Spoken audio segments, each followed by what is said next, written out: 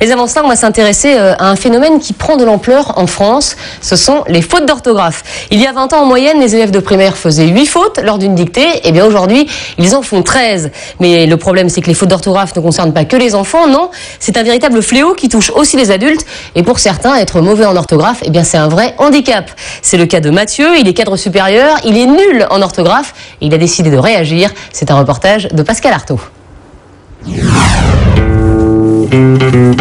Mathieu est un jeune cadre dirigeant dans la restauration. Il est à la tête d'une entreprise en plein essor. Mais pour ce jeune homme à qui tout semble réussir, chaque fois qu'il doit rédiger une lettre importante, c'est le même problème.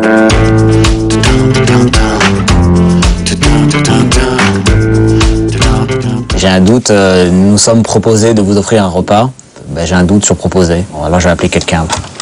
Appeler un ami, c'est pour l'instant la seule solution qu'il ait trouvée pour résoudre ses problèmes, car les correcteurs automatiques ont leurs limites. Et pour ce dirigeant, comme pour bien d'autres patrons, pas question de demander à l'un de ses salariés. Oui, alors je voudrais te poser une question, j'ai un petit doute sur une phrase.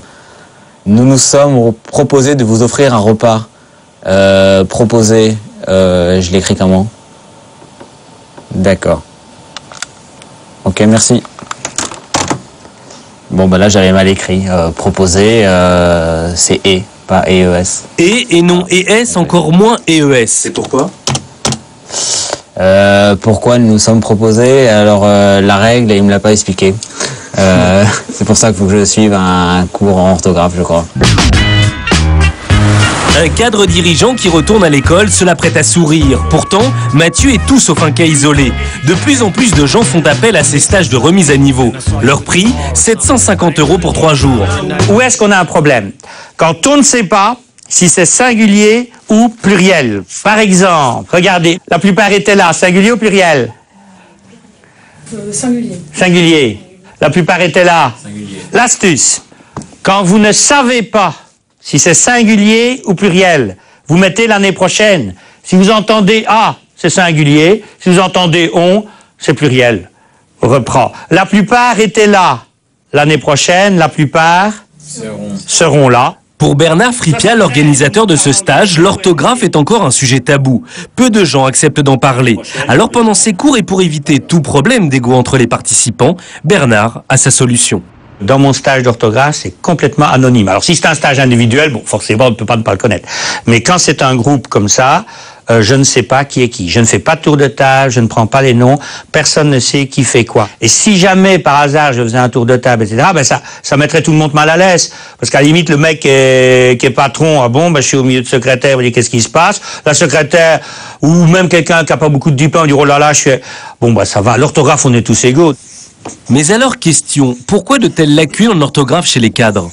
C'est le développement technologique. Attendez, un patron, en 1985, il faisait pas de faute d'orthographe, il dictait à sa secrétaire, elle prenait un sténo, elle tapait, puis signait la feuille. Donc forcément, on faisait pas de faute, quoi. Le mail, on attend la réponse tout de suite. Et pour être bien vu, il faut répondre immédiatement. Du coup, il y a la nécessité d'avoir une bonne orthographe dès le début, quoi. Posséder une bonne orthographe à la fin des études supérieures, c'est l'idée de cette grande école d'ingénieurs. Depuis quelques années, la dictée est revenue au programme. Ce serait un bon raffut. Ce serait un bon raffut si, virgule, dans un dictionnaire.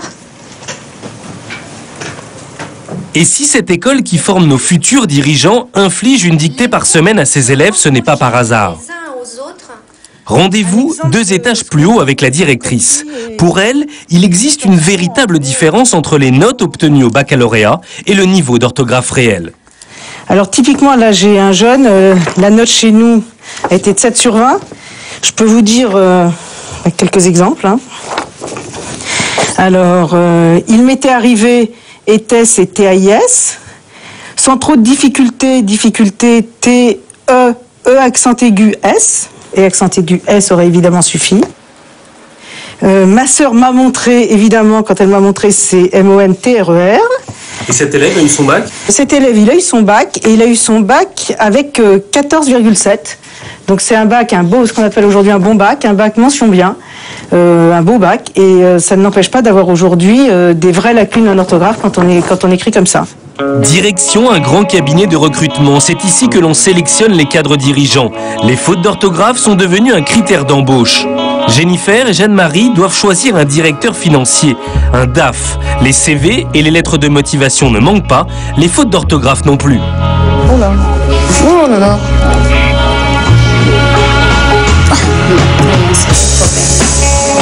Attends, mais il est DAF, lui? Oui, tu vas voir, son CV est excellent. Oh là là, t'as vu ça? Oui, non, c'est énorme. Grosse faute. Ça va pas coller. Dommage, hein? Dommage, oui, Dommage. c'est un bon CV. Bon.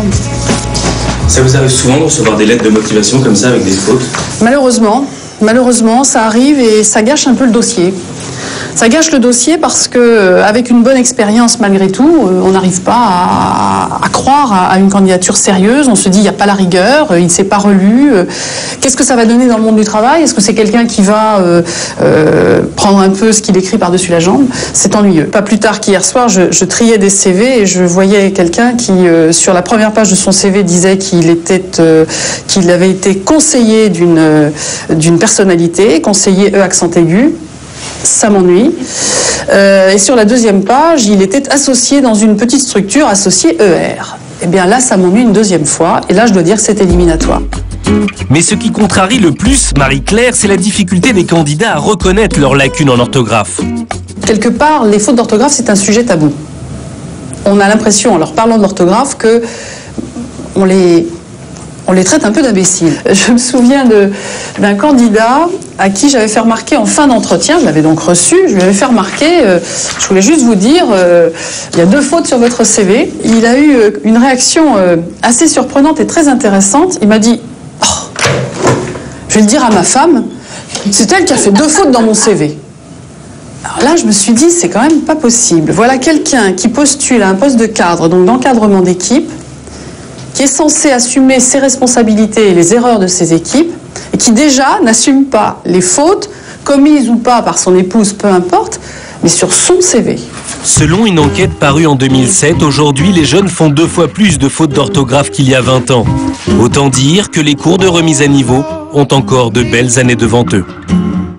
Et selon une autre étude, eh bien 92% des mails que l'on envoie comprennent au moins 2 fautes d'orthographe. Ça fait quand même beaucoup.